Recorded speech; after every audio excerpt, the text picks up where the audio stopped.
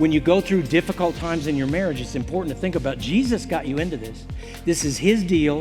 What do you want from me? Why am I struggling like this? You are connected. You are joined. Today we have a unique take on communication in marriage from Dr. Ken Wilgus. He'll explain how men and women process information differently, and he'll also remind us that there's something very special about being married. There's a spiritual unity involved, and pain in marriage is often caused by denying that spiritual connection. And singles, stay with us. There's some great encouragement for you toward the end of Ken's talk. Dr. Ken Wilgus is a licensed psychologist who specializes in couples therapy and family therapy, especially for parents and teenagers. Here's Dr. Ken Wilgus speaking to our team at Focus on the Family. It was 10 years ago, I remember this. I was standing in an Apple store and ordering an iPhone, and this cool, the Genius Bar guy that knows everything, and saying, now when you come back in 2 weeks to pick up your phone, I won't be here, but you can get it from somebody else. He said, I'm getting married. And I said, dude, that is great. Marriage is great. And he stopped and looked at me stunned, and he said, really? Thank you. No one that I know thinks I should be getting married. Everyone's asking me, why are you getting married? That was 10 years ago. And you people know that that's only grown. The question of why should I get married and what is this about is only getting more and more. And you can kind of understand it. Marriage is hard. I know that because I see lots of couples, but I also know that because I'm married. That girl right there is the only girl I ever wanted to be married to. Everyone I know knows that I'm married over my head, so you'd think this is going to be great. It's not a piece of cake. And so people aren't sure they want to get into this, and I understand that.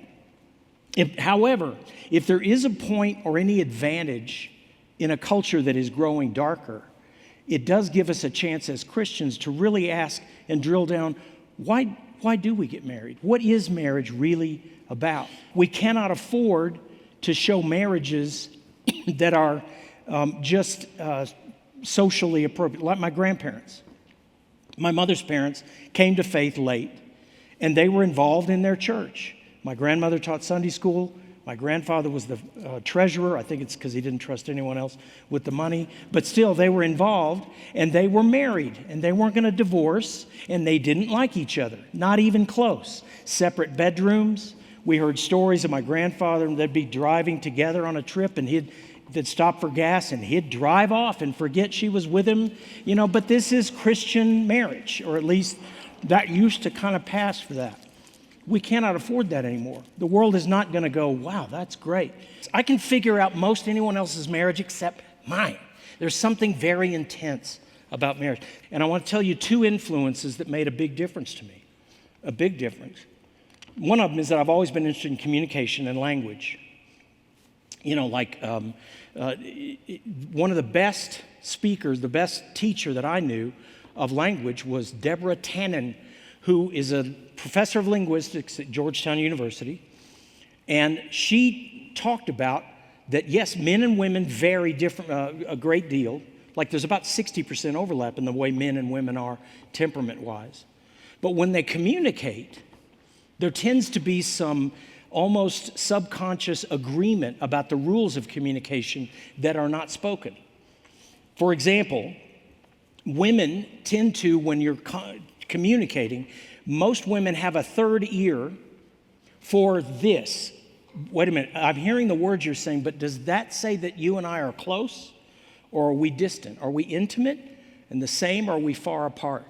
It's a tendency to listen for that in relationship. But men have a tendency to listen this way, more of, wait a minute, does what you're saying mean that you think you know more than I do, or where do we fit status-wise, and what are you requiring me to do? It's kind of the language of instrumental behavior, like getting stuff done. Now, I have to stop for just a second. For some of you that are younger, I have to talk about briefly, you know what NACSALT is? Anytime you talk about groups, especially in social sciences, someone's going to bring up the not all X are like that, NACSALT. Not all X are like that.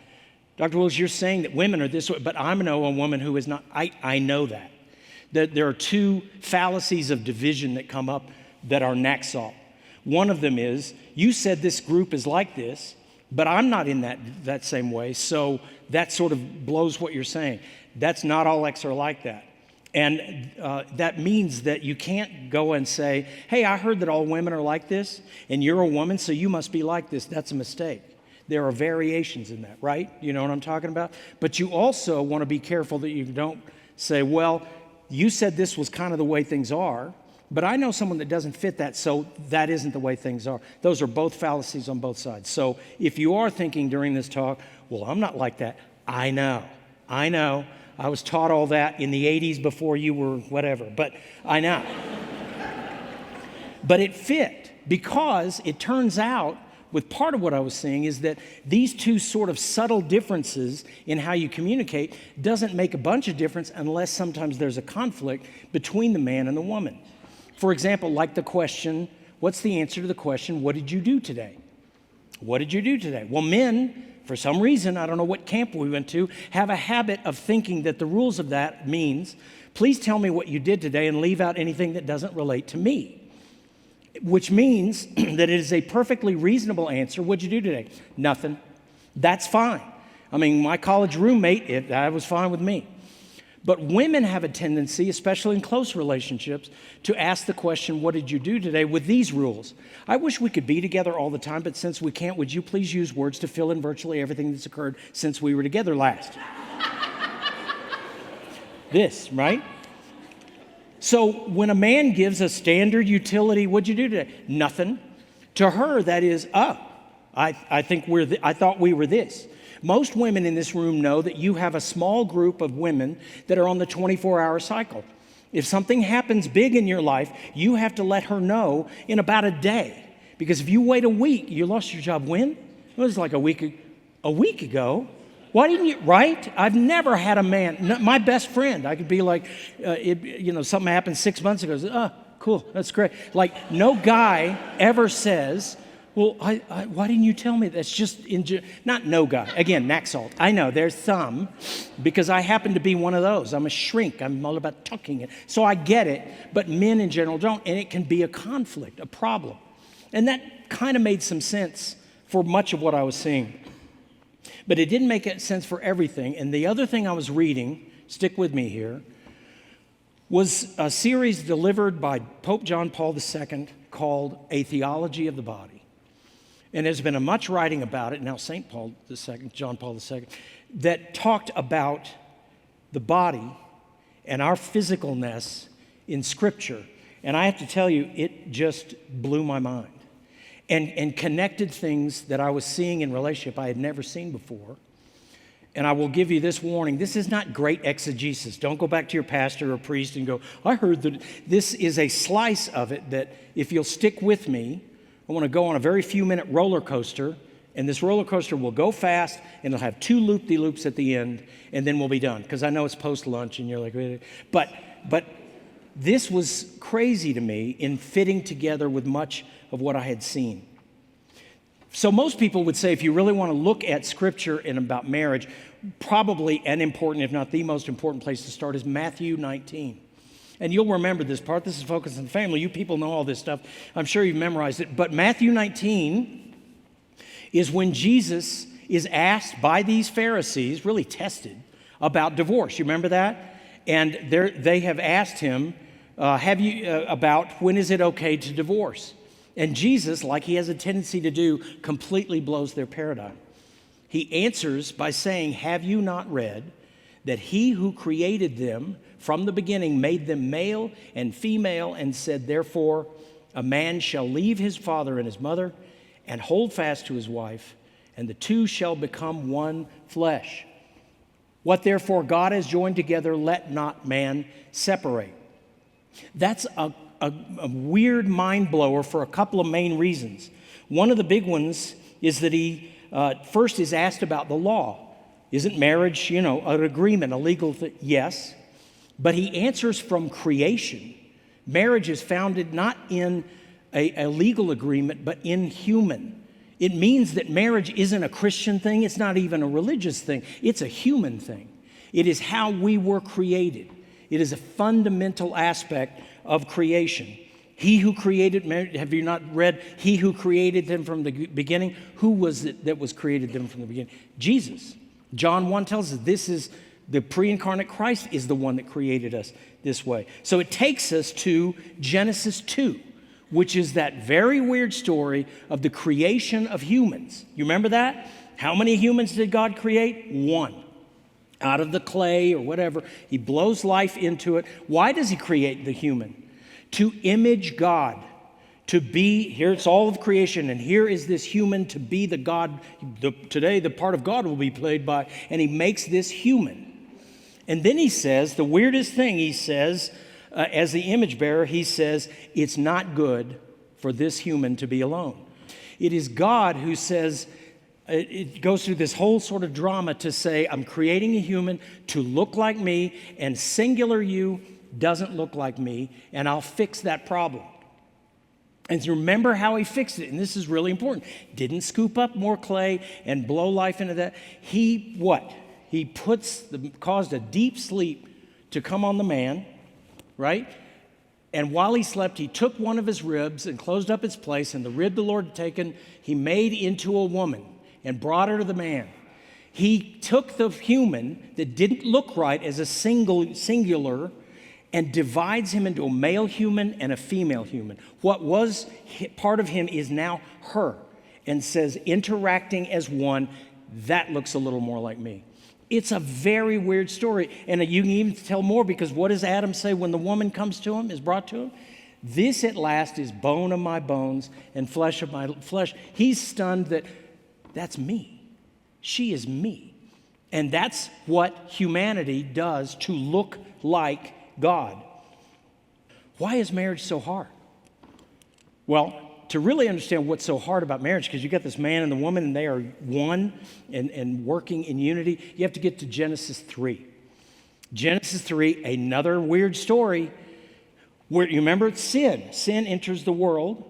And what was the sin? The sin was to be like God. You will eat of this fruit and your eyes will be opened, a strange way to describe becoming blind. Your eyes will be opened and you will be like God. Basically making your own decisions about what's good and bad. And so they did eat. You and I would never have written that. If we got it, and now they sin, they eat, what do you think happened next? You and I would go, earthquakes, lightning. You'd never write, and their eyes were open, and both, they knew that they were naked. You'd never think of that as the first thing. But if you think about it, as so often with Satan, there's a half-truth. Their eyes were opened to another reality, but they didn't become like God. They just thought like God. That's the tribe we're all in. We are the creatures who thinks as if we are a God. And I would imagine that was fun for them for about, 30 seconds. I don't know how long they could look around and go, I don't think that tree's as good as God said, whatever, until they look at themselves. And this is true of all of us. You know full well when you look at you, nobody likes their own body. So many of our young people don't realize that, no, it's not that you need to get past that feeling bad about you. They need to talk to other brothers and sisters that go, oh yeah, no. We all hated our own body, how we judge ourselves. And they judged themselves. They knew they were naked, exposed. And what did they do? They sewed fig leaves together. Now stick with me. What is it they didn't like about their body? They didn't make hats and gloves. I think the King James Version, they make it aprons. They covered their connecting parts. A God doesn't have any part that is created to be connected to the other half. A God is isolated and alone, and they're covering. You with me? Okay? So they're covering. But you think like a God, and you don't want to think about your halfness, if you will. But here's the first loop-de-loop. Let's take the man. He's now sewing away, to cover himself. Who's he covering from? God hasn't shown up in the story yet. And remember, when God shows up, you got to run. Your little leaf isn't going to help you. Who is he covering from? He's covering from her. His judgment of himself, that this is not good, and I need to cover that, she thinks that same thing. He assumes she is looking at him how he looks at him. Do you follow me? And you know he wasn't paying attention, because if he did, he would notice that she was too busy sewing her own leaves. Who was she covering from? Him. She had judged herself and assumed he thought the same way. The man and the woman were not covering the same thing. What they felt, and this is far more than just body parts, what they felt and the shame they experienced were different kinds of shame. The man is covering his effectiveness, his strength, his manly, his potency, all the things you can think of that, if you think about it more, it'll go into jokes and so forth, all about a man's defensiveness of whether he's adequate. That's what he's covering. And you see this all the time. You know, you can't look each other in the eye if you're a stranger without, I think the max is 2.7 seconds, without somebody going, what? What do you can't even put two chairs together. This is what we do in my field. Put two chairs together facing directly and expect people to stand and to sit and listen, talk to each other knee to knee. They will turn sideways. There's just a gut. What are you looking at? I don't like what I think you're thinking about me. And the man thinks that he's inadequate. But the woman isn't covering the same thing. She's covering a receiving, a much more vulnerable, a something much more about her loveliness and her inviting. It's a whole different thing she feels. And they're covering from each other because they assume they are thinking the judgment of each other that they have for themselves, and they're not the same judgment. Pain in marriage comes from denying that you're spiritually connected. Not that you need to become spiritual, you are connected. Marriage is a three-legged race. And if you don't know it, you're going to just be falling all over the place and hurting yourself. You are connected. When you go through difficult times in your marriage, it's important to think about Jesus got you into this. This is his deal. What do you want from me? Why am I struggling like this? You are connected. You are joined. Your self-judgment you feel is coming from your spouse's mouth, and you try to ignore it. You can try to ignore it, but you can't make it go away. Married people are never two individuals who just happen to be living together. You remember my grandparents? Just, separate bedrooms, whatever. That's how they lived until my grandmother, the last probably about 2 years of her life. She had a series of strokes that left her with dementia with two major features. Number one, the only person she regularly remembered was my grandfather. She often didn't even know her own daughter, my mother. Didn't know us, so she knew him. And secondly, she never really knew that she was at home. This means that for 18 months, she shuffled around her own house saying, Ike, we got to go home. Ike, we got to go home. And it was sad to watch. And my grandfather was a good man, and we knew he would do the right thing and put her somewhere that she could be taken care of. Guess what? My grandfather wouldn't hear of it. He did not want her taken from him. He watched over her, and this was even weirder. They started like kissing and stuff. Whoa, they're like, Grandma, what are you doing? They loved each other. They had denied this all this time, but once that changed, she needed him and she knew it, and he knew that she needed him. What happened was that resentment, those layers blew away, and they were suddenly the married people they always had been. Always had been. You can deny it, but you can't have a marriage that isn't that way. You're always interacting with each other. So lastly then, so what do we do with this? Well, for those of you that are married and those of you that are thinking about marriage, it's important to rethink what marriage is. What do Christians say marriage is? It is a unity. It is a unity you can feel. And it really rethinks Ephesians 5. But for example, I recommend to couples that one of the things you can start doing is the 6-second hug. 6 seconds. Just hug each other for a minimum of 6 seconds, 6 times a day. Husbands, don't make this sexual, cut it out. It's just hold each other and feel the tiny static electricity that is there. Feel the awkwardness that is there. Whatever you can't just hug, you'll feel something, and it's that connection or the tension in that connection. It's just 6 seconds, 6 times a day. How hard is that? It's hard. It's sort of like praying together. It's hard. Why is that hard? Because there's a connectedness that you can feel. You cannot ignore it. But what do we do in marriage? So if you look at Ephesians 5, and I'm actually going to start with the second part. Husbands are told to love your wives. But love them, my favorite part is love them as your own flesh. Love your wives as their own bodies. That's a particular kind of love. It is showing her the connectedness. It is reinforcing to her that we are connected. Remember how women think of things? I can't tell you how many husbands I know waste their time trying to be heroic, buy the expensive gift, and all these things that woman doesn't appreciate. You're doing it wrong. You're not actually thinking about the way that reinforces unity to her. Do things that reinforce that you are thinking about her. If you think about it, when women talk to each other about a problem, listen to women talking to each other. Most of the time, or very often, what they're looking for is a witness to my experience. You will hear a woman say to a woman, "Oh, I know, right?" And I've told many husbands, tattoo on your hand, "Oh, I know, right?" Because men think their wives want you to do something about it. It's kind of cold in here. Okay, here, take my shirt. I'll talk to the maid. No. It's probably she'll want to hear, "I know." It's kind of, wasn't it chilly in here last time? That, believe it or not, is helpful to her to know that you and I see the same thing. And it's weird, we'll get to this in a minute, how often men don't see that. But just sharing and witnessing her experience, "Oh, I know." Thinking of showing and doing things that know you're thinking about her versus trying to do it right. If you're good enough at this, for your 25th wedding anniversary, you could buy your wife a rock. I don't mean a diamond, a rock. She'd open it up and go, "It's a rock?" And you go, "Do you know where that rock came from?" Do you remember when we were in Canada and we climbed up that mountain so I called the guy and he went and if you had enough story behind that rock, do you know what I mean, women?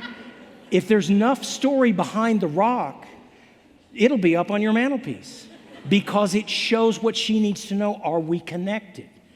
Instead, men are like, "Well, I got her a 3-carat when we couldn't even afford." And she was like, "We can't afford that." Yeah, that's not really the thing that shows her that we're connected. Now, how do you, again, marriage work is to reinforce unity. Husbands, love your wife as your own flesh, like yourself. Show that you are connected to her. It's probably easier than you think.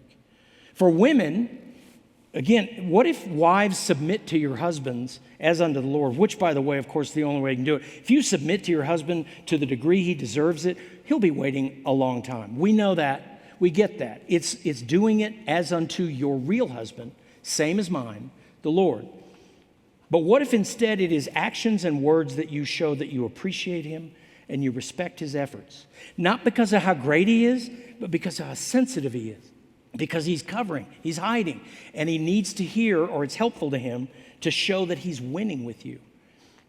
And I don't mean, you're doing a lot better on that Bible study. That sounds like a 5, like a kindergarten teacher. It's not that, it's that winning with you. It sounds more like, "Hi, by the way, I was thinking yesterday when you called to ask how the doctors," I love when you do that. Thank you so much for that. That means you can get your guy to do anything. There was a Dr. Laura, did you ever hear her on the radio? She said that if you will cheer him on, feed him, and give him affection, he'll do anything you want in response. And he doesn't even mind saying it. He's like, yeah, that's pretty much all I need. And that kind of encouragement, again, to help him with his shame and his struggle, cheering him on. Which means, by the way, for some of you, it means learning to let him do things for you. Some women are really good at taking care of everything and wonder, what's the problem here? Well, he really needs to know, where do you need him? You're playing the part of the church. You can't possibly tell the story of, well, the church in Christ, sometimes Jesus needs our help.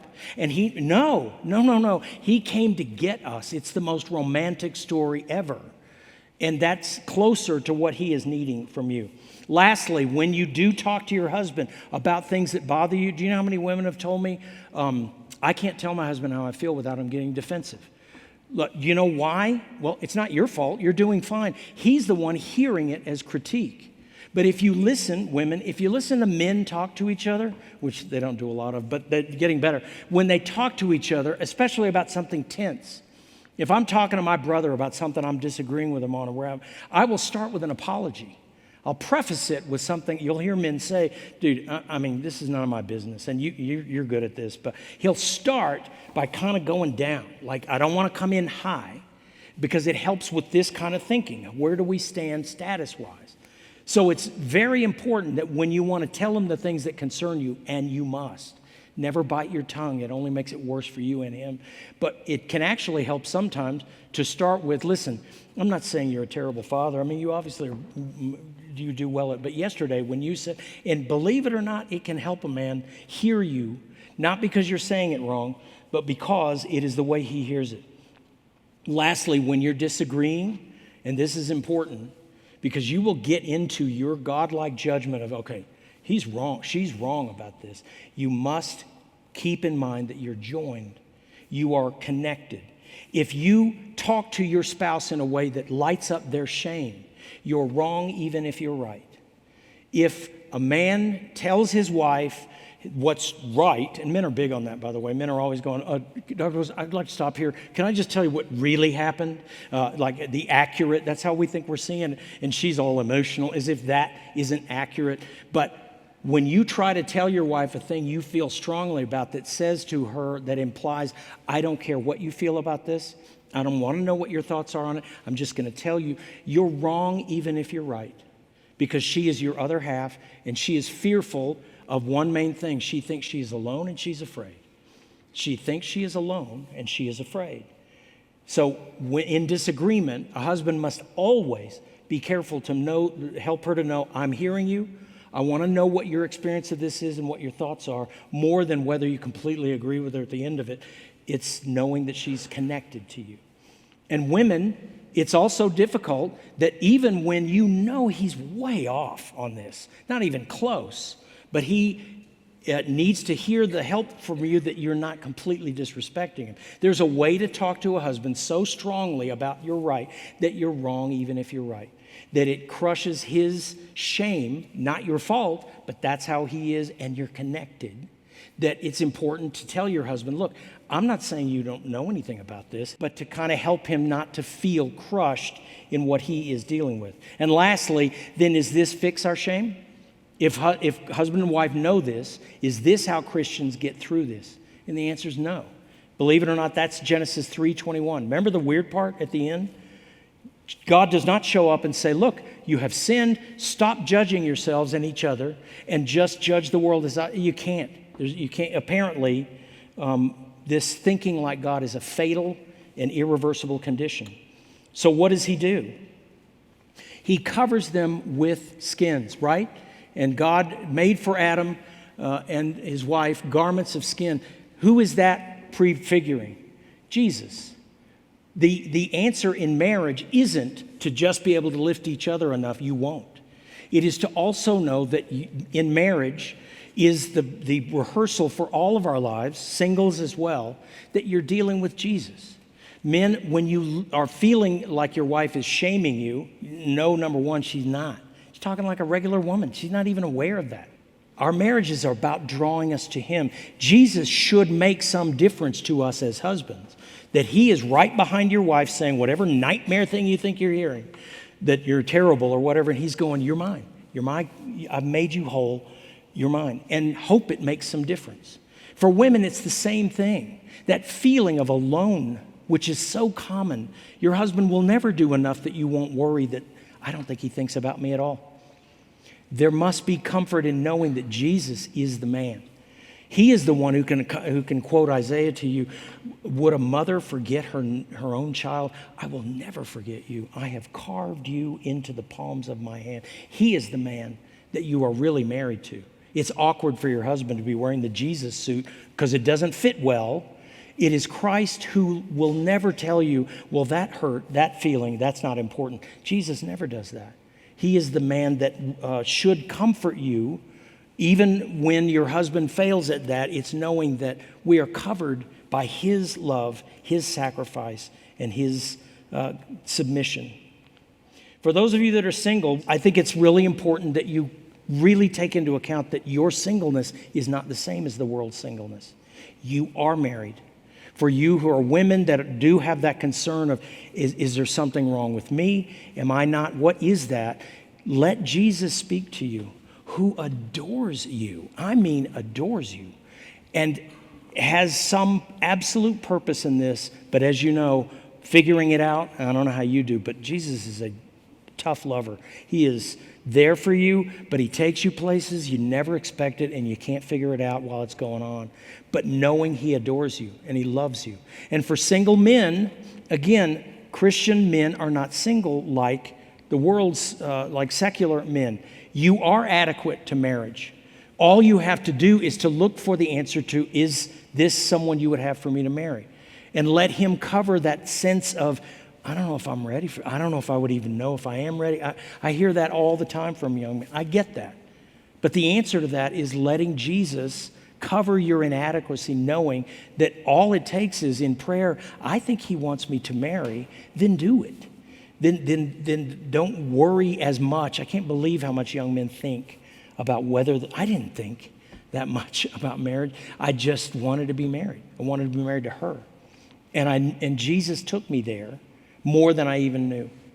So that's what I wanted to tell you, is the work that I've done in marriage has gone from, this is too hard and I quit, to recognizing that, wait a minute, marriage isn't a relationship. It is the relationship. And whether you are married or single, we are all in the same boat, working our lives out with our husband, the guy who never married and called himself the bridegroom, who has come to get us because he loves you and he has covered you, he has made you adequate and made you to be never alone. What a great reminder from Dr. Ken Wilgus that when we have Jesus Christ as our Lord and Savior, we are truly never alone. What a great feeling and what a comfort it is. And our thanks to Dr. Ken for visiting our campus and sharing this message with our team. And I hope you've enjoyed it as well. We're adding it to our Nurturing the Heart of Your Spouse collection, a free audio download, almost 6 hours of tried and true biblical advice for your marriage. Find it at our website. And when you're online with us, follow the link to our free marriage assessment. In just 10 minutes, you can take the quiz and learn your strengths and maybe some areas to grow. Then you can access articles to address those weaknesses in your relationship. It's easy, enlightening, and free. And let me encourage you to also consider donating to Focus on the Family. We're a nonprofit ministry, and we rely on financial support from donors like you. We can do ministry together, so get in touch with us today. Yeah, donate when you follow the link in the description below, or call 800, the letter A, and the word family. And this reminder to hit the subscribe button to access more videos like this one, and do leave a comment for us. Let us know what you think of today's show. Thanks for watching Focus on the Family with Jim Daly. I'm John Fuller, inviting you back next time as we once again help you and your family thrive in Christ.